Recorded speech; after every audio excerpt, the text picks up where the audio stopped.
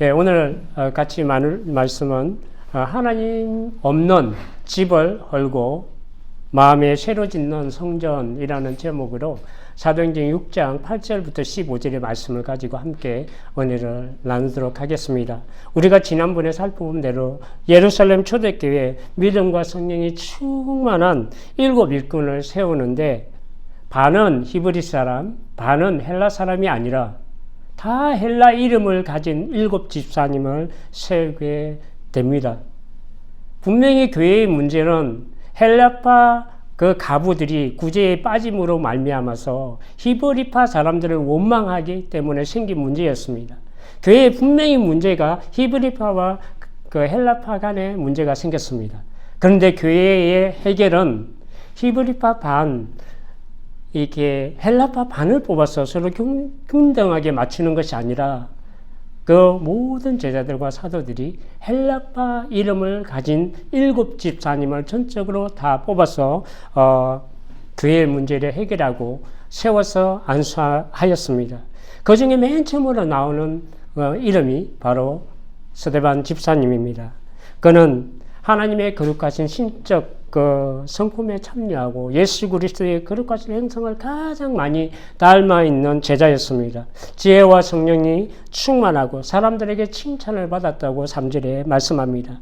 믿음과 성령이 충만한 사람 스데반은 교회의 일꾼으로서 영적 자질을 갖추었을 뿐만 아니라 사도들이 행하였던 그 표적과 기사들도 행하였고 복음을 전파하였다고 오늘 8절부터 10절까지 말씀합니다. 스데반이 은혜와 권능이 충만하여 큰 기사와 표적을 민간에 행하니 이른바 자유민들 즉 구레네인, 알렉산드리아인, 길레게아와 아시아에서 온 사람들의 해당에서 어떤 자들이 일어나 스데반과 더불어 논쟁할세 스데반이 지혜와 성령으로 말함을 그들이 능히 감당치 못하여 라고 나와 있습니다. 스데반이 기사와 표적을 행하며 복음을 전파하는데 대적하여 일어난 사람들이 있었는데 그들은 헬라어를 사용하고 헬라 문화권에서 살다가 다시 이스라엘로 돌아온 디아스포라 유대인들이었고 그들이 모이는 해당에서 스데반과 함께 논쟁이 벌어졌습니다. 성령의 감동하심으로 지혜와 성령이 충만하여 거침없이 막힘없이 말을 쏟아내므로 말미암아 사람의 그 지혜로서 감당하지 못하고 그들이 거짓 증거할 사람들을 매수하게 되었음을 말씀하고 있습니다. 스데반 집사님이 그 모세의 율법과 하나님의 거룩한 성전을 거슬러는 하나님의 그 이름을 모독하는 말을 한다고 거짓 증언하게 하고 악의적인 모함으로 율법과 성전 모독의 죄를 씌워서 죽이게 하려고 하는 그 시도를 하고 있습니다. 11절과 13절을 보면 사람들을 매수하여 말하게 하되 이 사람이 모세와 하나님을 모독하는 말을 하는 것을 우리가 들었노라 하게 하고 백성과 장로와 서기관들을 충동시켜 와서 잡아가지고 공회에 이르러 거짓 증인들을 세우니 이르되 이 사람이 이 거룩한 곳과 율법을 거스러 말하기를 마지 아니하는도다. 스데반이 하나님의 거룩한 곳, 그 성전을 말합니다. 그 성전과 모세의 율법을 대적하는 말을 끊임없이 쏟아내므로 말미암아 하나님의 이름을 모독했다는 것으로 고소의 내용을 구체화시키고 있습니다. 그것을 14절에 더욱더 명료하게 말씀합니다. 그의 말에 이 나사렛 예수가 이곳을 헐고 또 모세가 우리에게 전하준 규례를 고치겠다 함을 우리가 들었노라 하거늘 스데반 집사님의 은혜와 권능으로 충만하여 많은 사람들에게 표적과 기사를 행하는 것도 우리에게 아주 중요한 사실이지만 이것을 통해서 집사님이 전가한 그 내용과 메시지가 더욱 중요하고 우리가 거기에 초점을 맞춰야 합니다. 그 2가지가 무엇입니까? 이 나사렛 예수가 이곳을 헐고 하는 것이 하나이고 또 하나는 모세가 전하여 준 그 율법을 고치려 한다. 이 2가지입니다. 이 2가지의 사실들을 그 유대인들과 헬라인들에게 스데반 집사님은 그 예수님을 증거하면서 이야기를 했던 것으로 우리가 추측을 할 수가 있습니다. 우리가 그 중에 하나 오늘 다루게 되는데 그것은 바로 하나님의 거룩한 곳, 저 성전을 모독하며 나사렛 예수께서 이곳을 헐고 새로 지어야 한다는 그 내용입니다. 거룩한 곳은 예루살렘의 성전을 말씀합니다. 하나님께서 그곳을 예루살렘에 지정한 곳이고 솔로몬이 건축한 곳이라 그들은 생명과 같이 예루살렘 성전을 생각했습니다. 그곳은 하나님께서 아브라함에게 독자 이삭을 제물로 드리도록 하나님이 일러준 모리아산이었고 다윗의 때에 백성들이 전염병으로 죽어가는 절체절명의 그 위기 속에서 다윗이 하나님께 회개하고 하나님께 온전한 제사를 드릴 때 하늘에서 불이 내려서 그 예배를 받으시고 여호와의 사자의 그 심판의 그 칼집에 꽂게 하셔서 심판을 거치게 하신 오르난의 그 타작마당이 바로 예루살렘 성전입니다. 하나님께서는 다윗이 그 하나님의 성전을 짓고자 하는 그 마음을 아셨지만 그의 아들 솔로몬에게 이루게 하십니다. 역대하 3장 1절을 보면 솔로몬이 모리아 산에 여호와의 전 건축하기를 시작하니 그곳은 전에 여호와께서 그의 아버지 다윗에게 나타나신 곳이요 여부스 사람 오르난의 타작마당에 다윗이 정한 곳이라. 그러나 당시 유대인들에게는 이 사실보다 하나님이 정하시고 다윗이 예배를 드린 곳이고 아브라함이 독자 이삭을 하나님께 바치던 그 모리아 산의 그런 개념보다도 당시 유대인들은 그들에게 예루살렘의 성전은 예루살렘 거민들을 살게 하는 경제적인 원천이었습니다. 예루살렘의 성전을 유지하고 떨어지는 그 예배를 위해서 온 세상에 흩어져 있는 각국의 유대인들이 이 성전에 엄청난 돈과 물질을 보내왔고 또 그 절기 때마다 각 곳의 유대인들이 흩어져 있던 유대인들이 예루살렘 성전으로 와서 헌금을 드리고 그리고 많은 돈을 그 도시에 이렇게 소비하고 돌아가기 때문에 예루살렘의 성전은 그 성전 맡은 기득권자들과 시민들의 경제적인 주 수입원이었습니다. 그러므로 스데반 집사님이 보이는 이 옛 성전을 헐고 보이지 아니하는 새로운 성전, 즉 예수 그리스도의 십자가 부활을 증거하는 것은 그들의 그 생활권을, 그들이 가지고 있는 그 생활권을 공격하는 것이고 가장 민감한 부분을 건드린 것이었습니다. 하나님의 거룩한 곳은 하나님의 임재가 충만한 곳이며 하나님께서 예배를 바르시는 곳이 바로 이 성전입니다. 그러나 그들은 하나님이 계시지 않는 성전 유지에만 관심이 있었고 하나님께서 바르지 않으시는 형식적인 그 제사를 드리며 만민이 기도하는 하나님의 성전을 장사하는 집으로 바꿔버렸습니다. 그래서 예수님께서 요한복음 2장 13절 이하를 보면 예수님께서 지상사역을 시작하실 때 그 유월절에 성전에 올라가셔서 가장 처음으로 하신 것이 바로 성전을 청결하게 하시는 것이었습니다. 하나님을 신령과 진정으로 예배할 그 성전이 하나님께 기도해야 될 그 성전을 소와 양과 비둘기를 파는 사람들로 가득하게 하고 상가를 방불케 하며 돈을 바꾸는 사람들로 시끄럽게 하며 한전소를 방불케 하는 그 모습을 보시고 노끈으로 채찍을 만들사 양과 소를 다 내어 쫓으시고 돈 바꾸는 사람들을 내어 쫓으시며 내 아버지의 집으로 장사하는 집으로 만들지 말라고 예수님께서 말씀을 하셨습니다.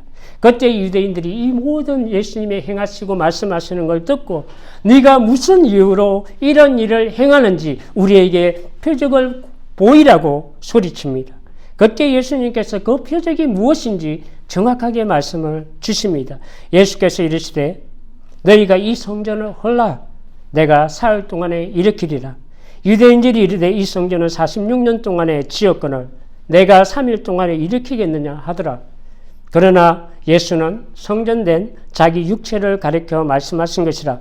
죽은 자 가운데서 다시 살아나신 후에야 제자들이 이 말씀하신 것을 기억하고 성령과 성경과 예수께서 말씀하신 그것을 믿었더라 라고 기록하고 있습니다. 그 성전은 십자가와 부활로 이루시는 성전입니다. 나사렛 예수 그리스도께서 허무시고 다시 짓는 성전된 자기 육체를 가리키십니다. 죄로 하나님과 원수된 우리를 그 예수님의 십자가의 피로 가깝게 하시고 하나님과 원수대에서 중간에 그 막힌 담을 자기 육체로 오시고 구원과 영생을 주시는 십자가입니다. 십자가에 자기 몸을 찢으신 그것은 한 사람도 지성소 안으로 이끌지 못했고 한 영혼도 구원으로 이끌지 못했던 지성소를 가로막고 있던 그 청소의 그 성전의 휘장을 자기 육체 곧 십자가로 찢으시고 열어서 예수 그리스도를 믿는 어느 누구나 하나님을 만나는 그 구원과 영생을 주시기 위함입니다. 누가복음 23장 44절 이하에 말씀합니다. 때가 제6시쯤 되어 해가 빛을 잃고 온 땅에 어둠이 임하여 제9시까지 계속하며 성소의 휘장이 한가운데가 찢어졌더라 라고 기록하고 있습니다. 하나님의 거룩한 곳 성전은 공간이나 장소의 개념이 아니라 하나님의 통치와 다스림이 이루어지는 그곳을 말씀합니다. 누가복음 17장 10절 20절 이하를 보면 바리새인들이 예수님께 나와서 하나님의 나라가 어느 때에 임하니까 묻습니다. 그때 예수님께서는 눈으로 보이는 그 가시적인 세상의 그 나라와 장소와 공간의 그 개념을 잘못 알고 있는 그 개념을 바로잡아 주십니다. 그래서 하나님의 나라, 하나님의 성전의 개념을 그들에게 깨우쳐 주십니다. 바리새인들이 하나님의 나라가 어느 때에 임하니까 묻거늘 예수께서 대답하여 이르시되 하나님의 나라는 볼 수 있게 임하는 것이 아니요 또 여기 있다 저기 있다고도 못하리니 하나님의 나라는 너희 안에 있느니라. 예수님을 믿는 우리의 마음 안에 있다는 것을 말씀합니다. 우리 죄를 위하여 십자가에 피 흘려 죽으시고 우리 영원한 생명을 위해서 부활하신 예수 그리스도가 주와 그리스도가 되심을 믿는 그 마음 가운데 하나님의 성전 삼아 성령께서 거하심으로 하나님의 임재와 통치와 다스리심이 그것에 임하는 그것을 말씀하고 계십니다. 십자가와 부활하신 예수님을 믿고 영접하는 자에게 성령께서 하나님의 성전 삼아 영원히 거하시는 그 성전이 진정한 하나님의 성전임을 말씀하고 있습니다. 고린도전서 3장 16절 이하에 말씀합니다. 너희는 너희가 하나님의 성전인 것과 하나님의 성령이 너희 안에 계시는 것을 알지 못하느냐. 누구든지 하나님의 성전을 더럽히면 하나님의 그 사람을 멸하시리라. 하나님의 성전은 거룩하니 너희도 거룩하라. 그 사람들의 생각과 열심으로 하나님을 특정한 곳에 가두려고 하지만 하나님은 우주 만물 위에 충만하게 거하시는 분이십니다. 역대하 6장 18절을 보면 하나님이 참으로 사람과 함께 땅에 계시리까 보소서 하늘과 하늘들의 하늘이라도 주를 용납하지 못하겠거든 하물며 내가 건축한 이 성전 이루어질까.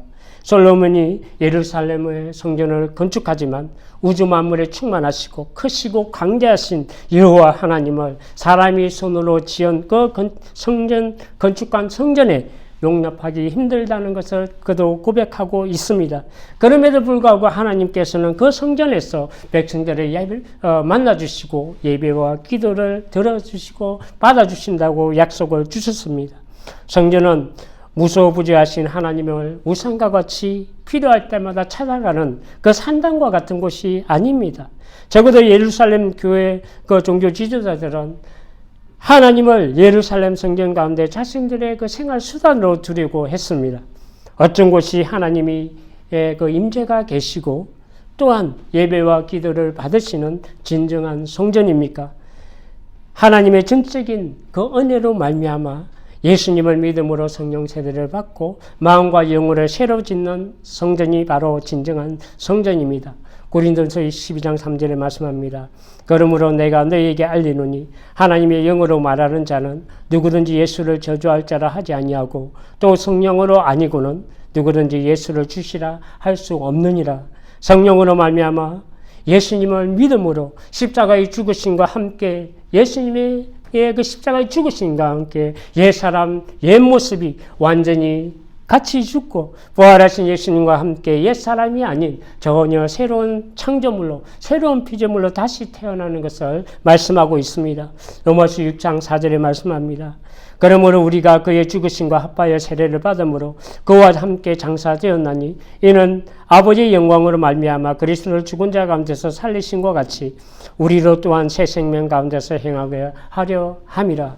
예수님의 죽으심과 합하여 세례를 받고 예수님의 그 부활하심과 같은 모양으로 연합한 자가 되어서 새로 짓는 그 성전입니다. 누구든지 예수 그리스도 안에 있으면 새로운 피조물로 다시 태어나고 옛것은 지나가고 성령이 성전 삼았고 하시는 새로운 생명이 있는 성전을 말씀하고 있습니다.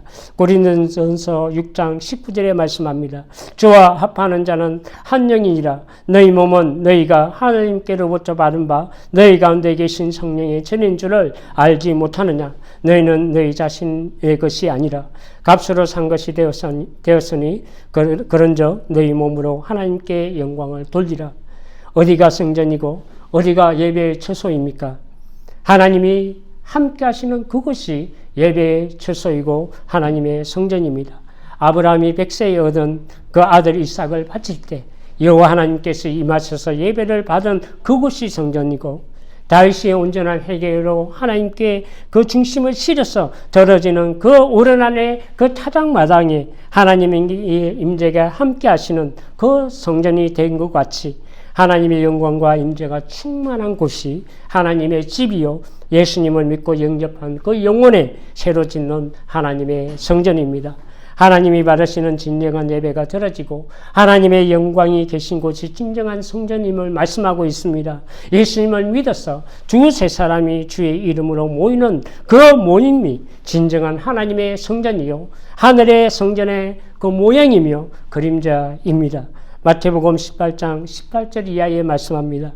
진실로 다시 너희에게 이르노니 너희 중에 두 사람이 땅에서 합심하여 무엇이든지 구하면 하늘에 계신 내 아버지께서 그들을 위하여 이루시게 하시리라. 두 사람이 내 이름으로 모인 곳에는 나도 그들 중에 있느니라. 오늘도 전도사님께서 찬양을 드렸지만 초막이나 궁궐이나 산이나 빈들이나 어떠한 상황과 형편에 있든지 내 주 예수 그리스도를 모신 그것이 성전이요 천국입니다. 하나님이 계시지 않는 옛집을 헐어버리고 예수 그리스도를 믿음으로 성령이 거하시는 영원하신 하나님의 성전을 새로 짓는 우리 모두가 되시기를 주님의 이름으로 축복합니다. 기도하겠습니다.